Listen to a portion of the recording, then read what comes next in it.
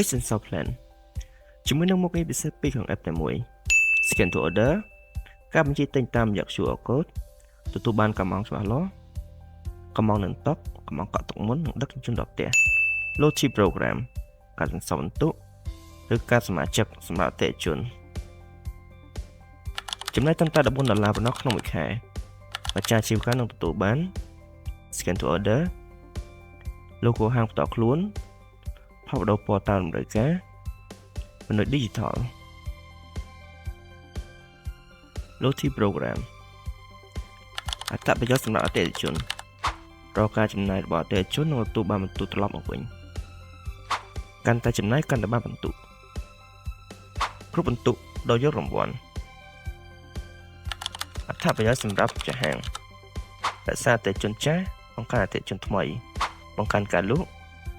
ឈប់ប្រើប្រាស់កាតក្រដាសដែលហួសសម័យធ្វើឲ្យហាងមានភាពខុសប្លែកនិងឈ្នះការប្រកួតប្រជែង